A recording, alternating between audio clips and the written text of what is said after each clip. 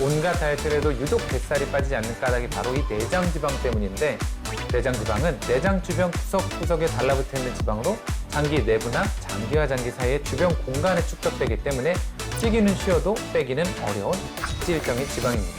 대부분 지방치가 높다고 하면 고기를 많이 먹어서 그렇게 생각하기 쉽지만 그렇지 않습니다.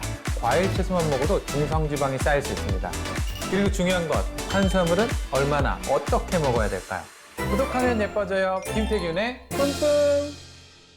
안녕하세요. 간헐과 전문의 김태균입니다. 다이어트를 시작하면 매일 체중계 숫자에 매달리게 되죠.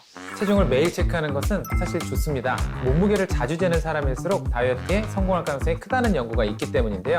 중요한 것은 몸무게를 언제, 어떻게 재느냐는 건데, 나의 진짜 몸무게는 아침, 기상, 직후, 공복 상태입니다. 음식 섭취량이나 몸의 수분량이 체중에 영향을 미치기 때문인데요. 하지만 체중에 대한 집착은 버려야 됩니다.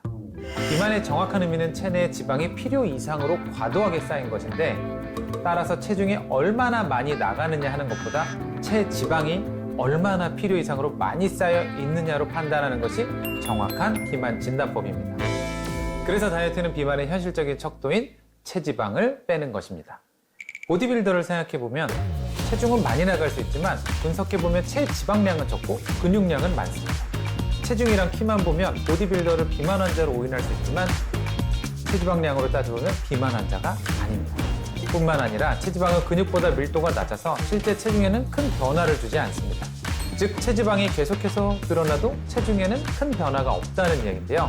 체지방이 많이 쌓여서 몸무게가 훌쩍 늘어났을 때는 이미 걷잡을 수 없이 몸속 구석구석까지 지방이 가득 쌓여 아무리 다이어트를 해도 살이 잘 빠지지 않는 상태가 됩니다.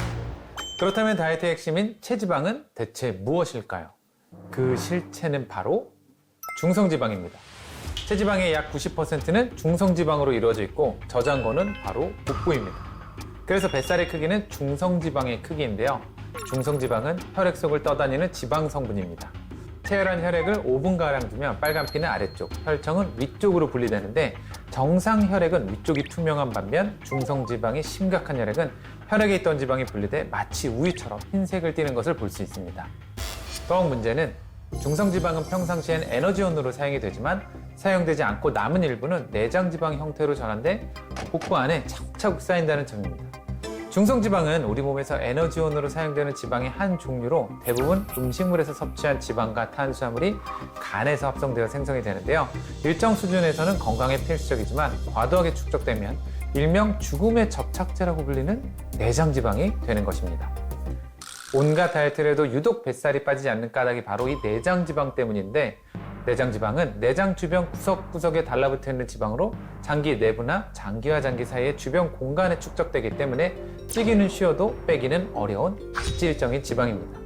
염증 물질을 분비해 우리 몸을 만성염증 상태로 만들고, 염증은 혈관 안을 공격해 심근경색, 뇌졸중 같은 치명적인 심내혈관 질환을 일으킵니다. 뿜뿜! 결국 다이어트의 관건은 체지방. 그 중에서도 생명을 위협할 정도로 건강까지 해치는 내장지방의 원인이 되는 중성지방을 효과적으로 관리하는 것입니다.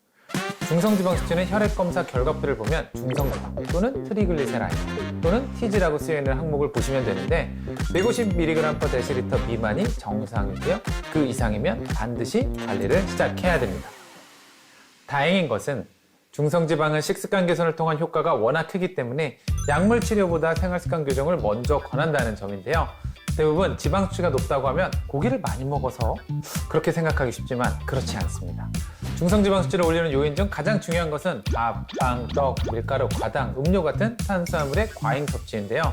에너지로 사용되고 남은 탄수화물은 지방산으로 전환되어 중성지방 형태로 저장되기 때문입니다.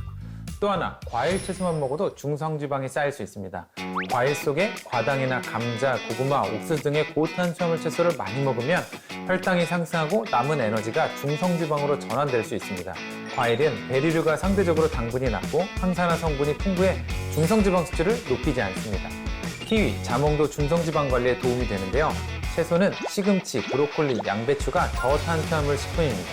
충분하게 많이 섭취해도 좋은데 포만감을 주면서도 중성지방 증가를 억제할 수 있습니다. 뿜뿜! 그리고 중요한 것, 탄수화물은 얼마나 어떻게 먹어야 될까요? 다이어트를 한다고 극단적인 탄수화물 제한은 건강에 치명적일 수 있습니다. 탄수화물은 가장 기본적인 에너지원으로 우리가 움직이려면 반드시 먹어야 하는 필수 영양소입니다. 만약 탄수화물의 섭취가 제한된다면 가장 먼저 체력과 집중력이 급속도로 떨어지게 됩니다. 또한 탄수화물은 뇌의 핵심 에너지원이기 때문에 섭취량이 부족하면 인지 기능이 저하되고 동시에 무기력감이나 불안 등 정서에도 영향을 미칠 수 있습니다. 식탐이 더 강해지는 것도 문제가 될 수 있는데요. 탄수화물을 극도로 제한하면 식탐이 더욱 커지면서 다음날 정제 탄수화물이 듬뿍 들어간 음식을 먹으면 폭식할 가능성도 커지게 되죠. 결국 식욕 조절이 잘 안 되면서 다이어트에 실패하고 다시 살이 찌는 요요가 오게 됩니다. 그래서 탄수화물은 내 몸에 필요한 만큼 먹어야 하는데요. 다이어트 할 때 탄수화물 섭취량은 모두가 동일한 것이 아니라 나의 목표와 활동 수준에 따라서 조절해야 됩니다. 일반적인 탄수화물 섭취량은 하루 총 섭취 칼로리의 45에서 55% 정도지만 체중 감량이 목적이라면 20에서 40% 정도까지 낮춰도 좋습니다. 예를 들어 체중이 60kg인 여성이 하루 1,500칼로리를 섭취한다면 탄수화물은 75에서 150g 정도 섭취하면 되는데요. 한옥 즉석밥 작은 게 150g 정도인데 그럼 탄수화물량이 150g인가 헷갈려 할 수 있지만 영양 정보에서 탄수화물 함량을 체크하시면 되고요. 보통은 50g 정도 이내입니다. 구독하면 예뻐져요. 뿜뿜. 짝터 김태균과 함께라면 하루하루 더